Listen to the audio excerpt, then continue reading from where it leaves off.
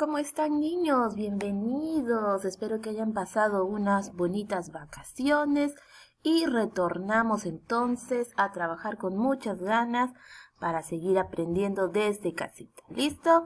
El día de hoy empezamos una experiencia de aprendizaje nueva, la experiencia número 9. Promovemos acciones que nos ayudan a respetar la biodiversidad. ¿Listo?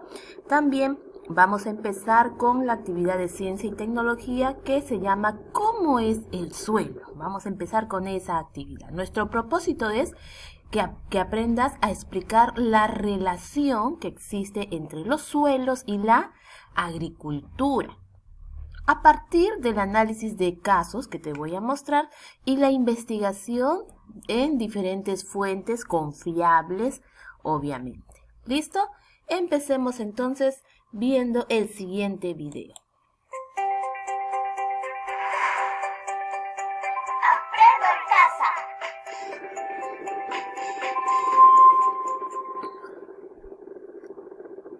Hola, bienvenida o bienvenido a la experiencia de aprendizaje. Promovemos acciones que nos ayuden a respetar la biodiversidad. Te invitamos a conocer la historia de la comunidad de Rosemary.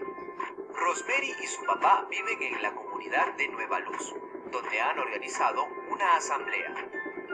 La agenda de la asamblea es conversar sobre las acciones que están realizando algunas personas, que ponen en peligro la biodiversidad. Por ello, han invitado a Don Pepe, representante de los guardianes de la biodiversidad.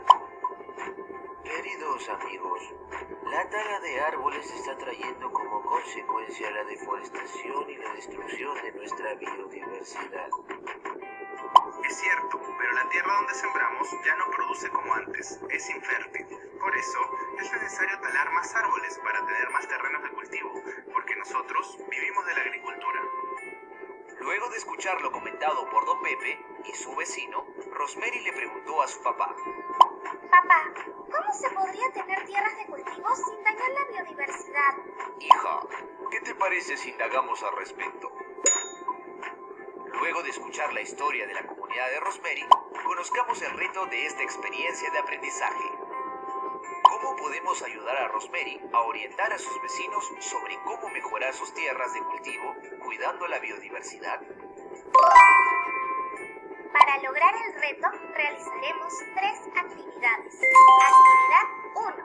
Reconocemos las características de los suelos. Actividad 2. Identificamos las costumbres de una comunidad en la agricultura. Actividad 3. Mi propuesta para promover la práctica de una agricultura que respete la biodiversidad. En esta experiencia aprenderás a explicar la importancia de la preservación de la biodiversidad del suelo y propondrás acciones con sustento para su cuidado a partir de la revisión de fuentes confiables. Luego de desarrollar las actividades, realizarás un producto.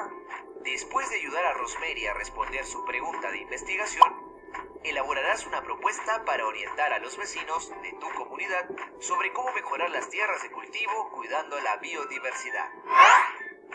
También ingresa a la sección Seguimos aprendiendo y realiza las experiencias de aprendizaje Mate aprendiendo, tutoría, leemos juntos, educación física y arte y cultura. Te invitamos a revisar las actividades y a resolver el reto. Nos vemos en una próxima oportunidad. Bien, entonces hemos visto una pequeña descripción de cómo va a ser nuestra experiencia número 9. Esta va a tener una duración de 4 semanas. Ya al final, ya ves, el producto van a ser tus recomendaciones, algunas sugerencias de cómo conservar, mejorar el suelo sin dañar nuestra biodiversidad. Entonces, ¿cómo se podrían tener tierras de cultivo sin dañar la biodiversidad? Miren, acá hay 2 preguntas. ¿Cómo son los suelos aptos para la agricultura? Todo esto vamos a aprenderlo en estas 4 semanas que dura esta experiencia. Ya ahí vas a poder responder a estas preguntas. Ahora, recuerda la pregunta que hizo Rosemary. ¿Cómo se podría tener tierras de cultivo sin dañar la biodiversidad? Te invitamos a conocer cómo es el suelo y su relación con la agricultura, que es la actividad del día de hoy. Lee lo que pasó en la casa de Rosemary y después de la asamblea comunal. Mira, Rosemary dice: papá, el jefe de la comunidad señaló que las tierras que se usan para la agricultura ya no producen alimentos. Entonces, ¿qué características debe tener un suelo para ser más productivo? O sea, ¿cómo debe ser el suelo para que produzca más, ¿no? El papá de Rosemary le dice: te propongo que pienses en algunas posibles respuestas para tu pregunta y que juntos investiguemos sobre el tema. Bien, papá, le dice. Entonces nosotros vamos a ayudar a Rosemary en esta búsqueda de información. Nuestro problema es responder a la siguiente pregunta. Miren, este es nuestro problema. ¿Qué características debe tener el suelo para producir alimentos? Aquí vas a fundamentar tu respuesta. Ya recuerda, estamos en el área de ciencia y tecnología y vamos a empezar con nuestra respuesta inicial, nuestra explicación inicial o también llamada hipótesis. Ya lo que tú piensas, ¿cómo debe ser este suelo para que produzca alimento, ¿no? Debe ser fértil, debe ser, no sé, arenoso, debe ser suave, debe ser húmedo. ¿Cómo debe ser este suelo? Entonces tú con tus propias palabras, según tus saberes previos, respondes a esta pregunta. Elaboraremos un plan que te ayude a explicar qué características debe tener el suelo para producir alimentos. ¿Ya? Elaboración del plan. Dice: a continuación te presentamos los pasos que siguió Rosemary para realizar su plan.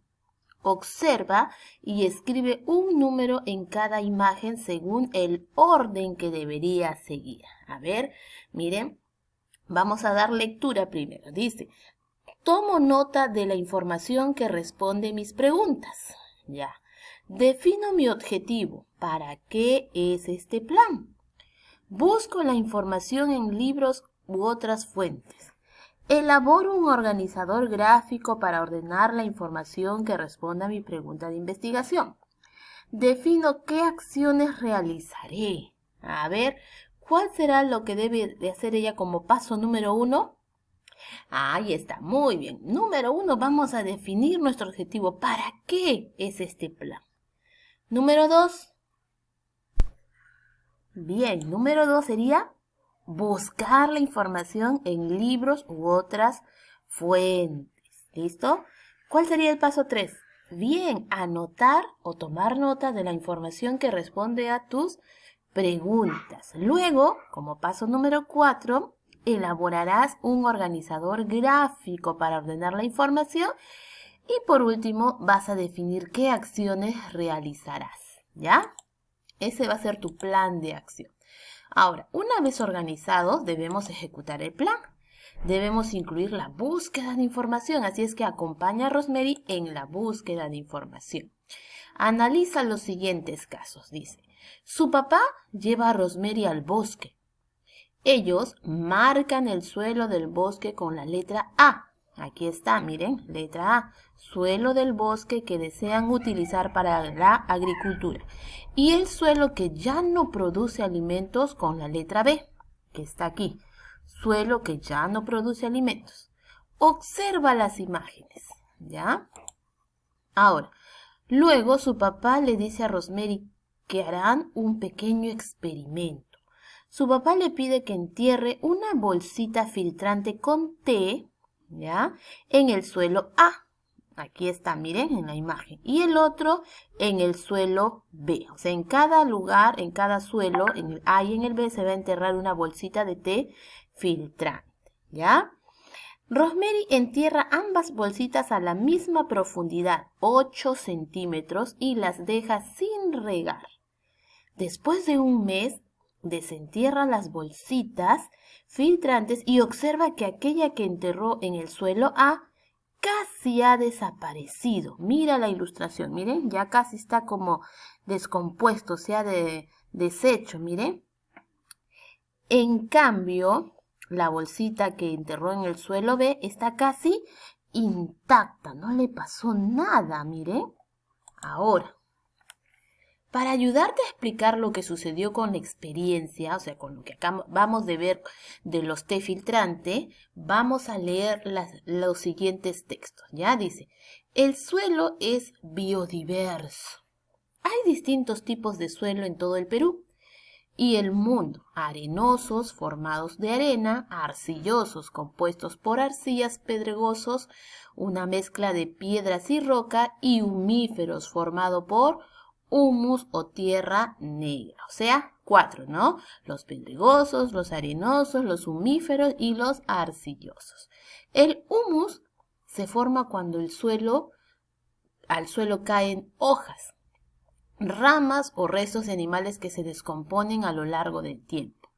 Es un abono natural que hace que el suelo tenga muchos nutrientes que las plantas usan para crecer y desarrollarse. O sea que los suelos, para que crezca una planta, tienen que ser suelos que tengan nutrientes. Si es que no, una plantita no va a crecer.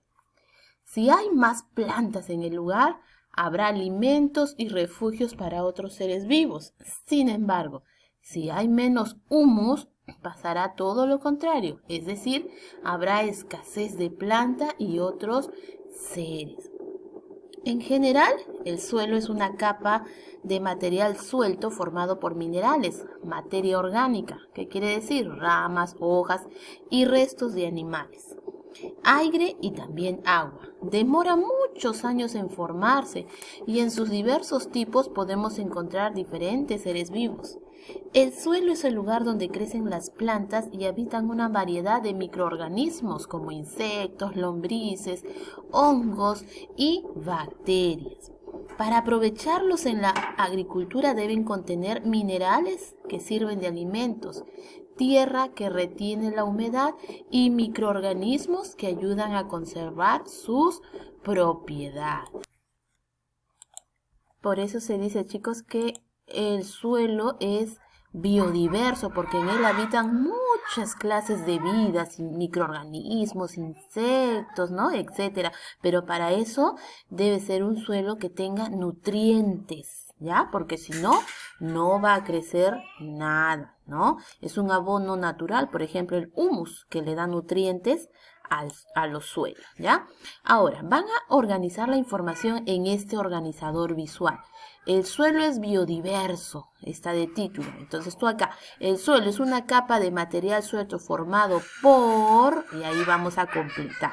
En el texto anterior está, ¿verdad? Entonces está formado por minerales, muy bien, materia orgánica, ¿no? Aire y agua. Acá también dice, el suelo es un lugar donde crecen, ¿qué crecen?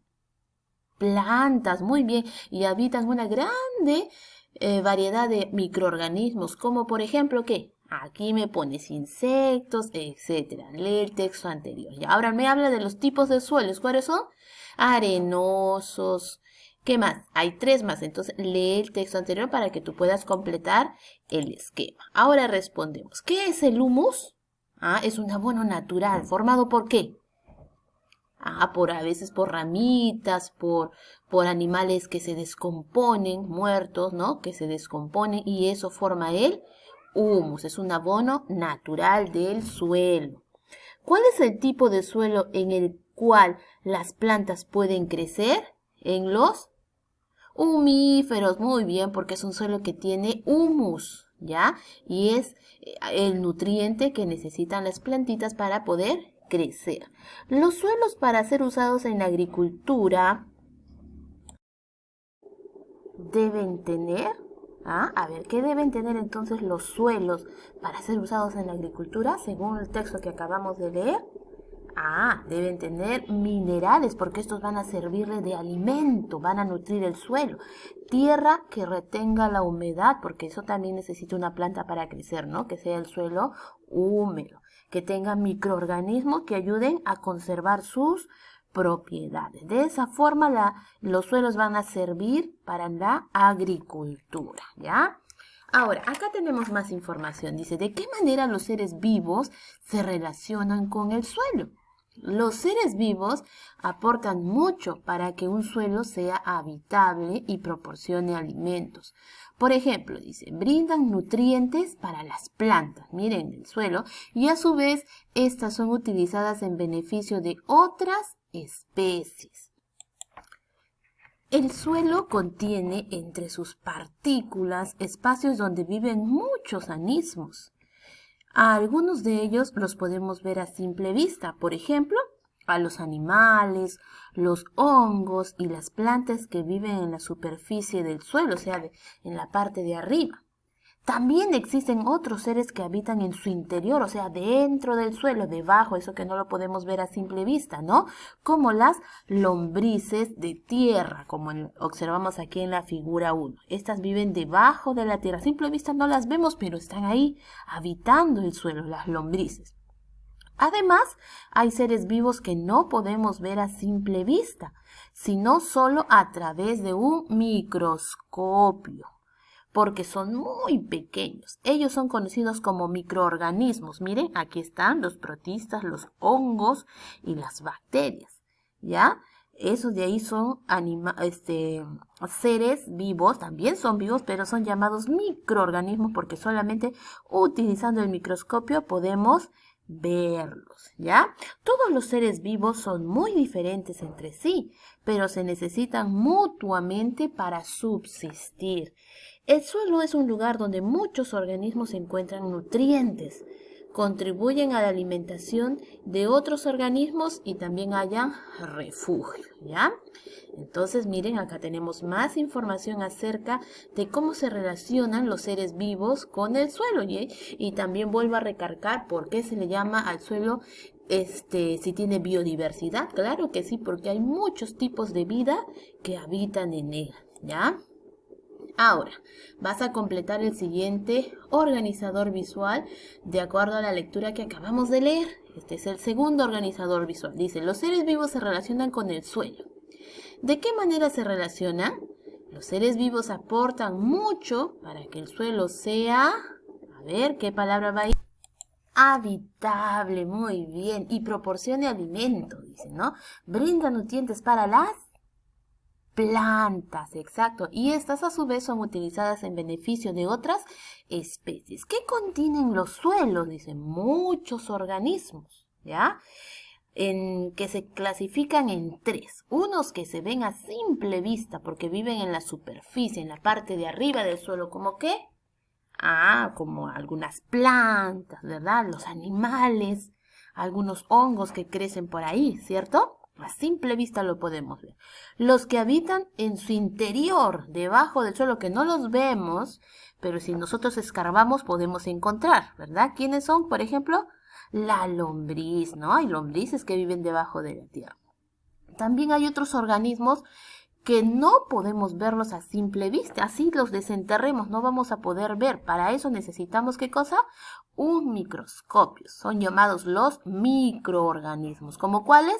Bien mencionamos en el texto, como algunas bacterias, algunos protistas y algunos hongos, ¿ya? Listo. Entonces, de esa manera completas tu organizador visual. Ahora, vamos a relacionar las ideas del texto con los resultados que obtuvo Rosemary y responde. Dice, ¿cómo puedes explicar los resultados del experimento de Rosemary?